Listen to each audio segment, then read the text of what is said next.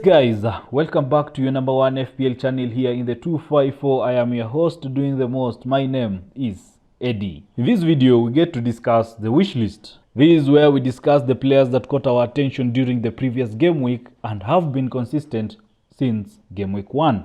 Some of these players are top transfer for the double game week ahead in game week 7. Game week 7 was announced to be a double game week, and the teams doubling would be Luton and Burnley, not among the favorites of the fixtures that you can have. If you can, just drop a like and smash the subscribe button. I will surely appreciate it. Without much ado, let's dive into our wishlist video. On to the first tier of goalkeepers, and Nick Pope has been the favorite among managers come game week 7. Newcastle had the toughest of their fixture since game week 1, and many managers avoided picking Newcastle players. They lost 3 of their opening fixture from game week 2 to game week 4, and it was predicted to be a tough fixture for them. Is it a good time to get Newcastle players? For my answer, yes, it is a good time to get them. From game week 5, their fixture started to ease up. They faced Brentford and Sheffield United in game week 5 and 6 and won both of their fixture. The remaining part of the fixture, according to FDR, is on the green, and that is a sign they have easy fixture onward. Defensively, Nick Pope has been the first choice for 11.3% of the managers playing FPL. At only 5.5 mil, you can have him in your squad. Of late, he has been on form, keeping 2 clean sheets in their past game weeks. With a good run of form, we expect them to keep a clean sheet in their next fixture, of which they are hosting Burnley. Defensively for Burnley, they are really struggling and are conceding most goals. On to our next man in between the sticks, and is the Chelsea man, Robert Sanchez. Many FPL managers are considering him as a rotation goalkeeper. He is cheap, and only 6.3% of the managers have him in their team. He has an average of 4.3 points per match. Even though Chelsea are not at their good form right now, Robert Sanchez is a good rotation goalkeeper for your team. The Chelsea defense has been criticized of late and are really exposing Robert Sanchez to making a lot of saves. Alphonso Areola is another good pick for your rotation goalkeeper. He is considered to be among the cheapest in FPL. At only 4.2 mil, you can have him in your squad. 30.9% of the managers already have him and are enjoying his benefits. He is considered favorite among managers because he has an average of 4.3 points per match. According to FDR, the only tough fixture they are having is Newcastle in game week 8.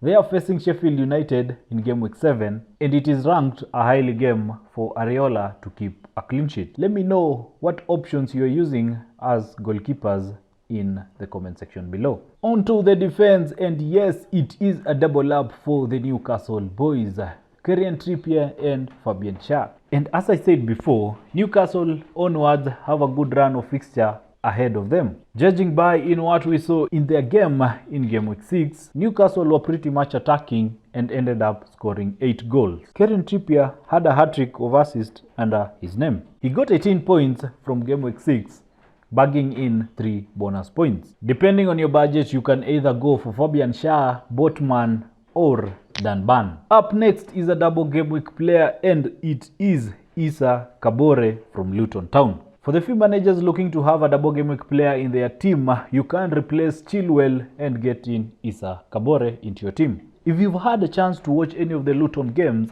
Issa Kabore is more attacking and upfront in their game. He registered an assist in their game against Wolves in game week 6.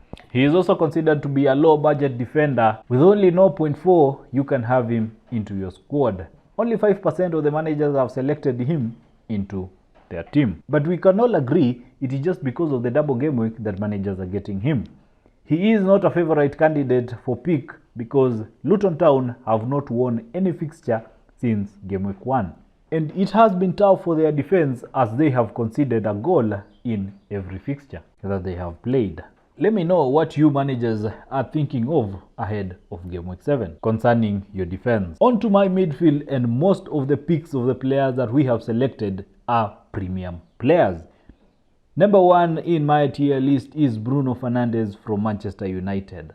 Last season, he was among the best players who created most scoring chances in the Premier League. This season at 8.4 mil, you can have him into your squad. Only 20% of the managers playing FPL have selected him in the team. With Manchester United finding stability, I expect Bruno Fernandes to put his name in the assist or the score sheet. In the previous game week 6 against Burnley, Bruno Fernandes was on the score sheet, scoring a winning goal in that match. A good percentage of the managers who have already used their wildcard chip had to put in Bruno Fernandes in their team. Next in line is a man every manager is trying to get into their team.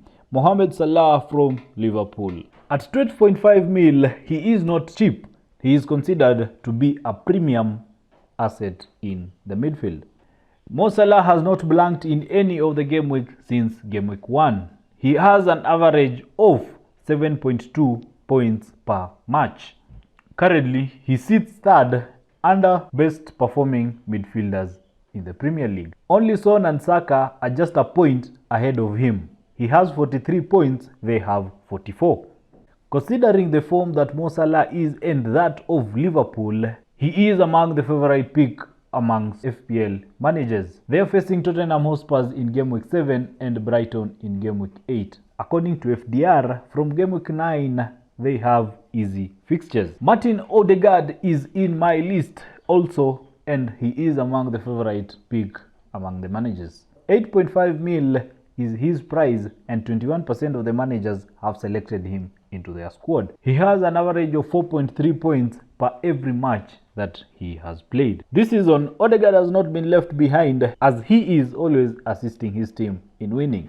He has already scored 2 goals since game week 1, and always he is an important piece in Arteta's team. Bukayo Saka is another asset to have among Arsenal players.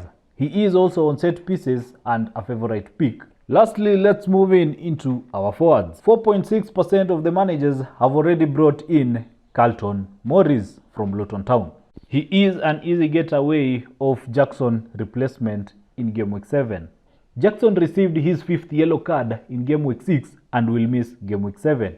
Since Luton are doubling in their game week 7, many managers are using that route to go to Carlton Morris, then go back to Nicholas Jackson in game week 9. He is not that a bad pick because he has an average of 5.2 points in every match. Also, Carlton Morris is on set pieces, and that makes him the most lucrative deal to go for among managers ahead of game week 7. He has been on the score sheet this season twice, scoring a goal in their past fixture against Wolves and in game week 1 against Brighton. I don't consider Everton an easy fixture for them in game week 7, but the way Everton have been playing since game week 1, they have been conceding goals, and I expect both of these teams to score in their fixture in game week 7. On to the next one, and we have Callum Wilson from Newcastle United. Again, for the good run of fixtures that Newcastle United have, he is a good pick.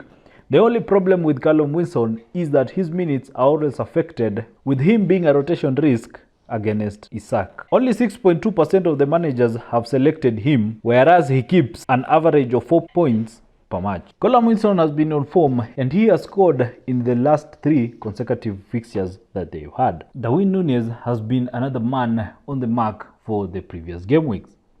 He scored a goal in their fixture in game week 6 against West Ham, playing for only 80 minutes. Only 12% of the managers have selected him, and at only 7.4 mil, you can have him in your squad. Liverpool, a very nice run of fixtures ahead of them. Darwin is also another player whose minutes are always affected, but he is a guaranteed player when he plays. He has good returns. Let me know what you managers are planning ahead of the transfer for game week 7. We still have midweek games playing, and the EFL is continuing. You should think twice before making any transfer as at now. Wait for the midweek games to be over, then make a transfer. This is to avoid early injuries into your team and maybe taking a -4 or a -8 to save your team ahead of game week 7. I know you have enjoyed the video. Do please leave a like and subscribe to the channel. Largest percentage of the viewers are not yet subscribed. Take this opportunity and be a member. Like the content, comment and share. Also put the notification bell on for you to be notified on my next video upload. Thank you again for watching. I salute you guys. See you in the next video.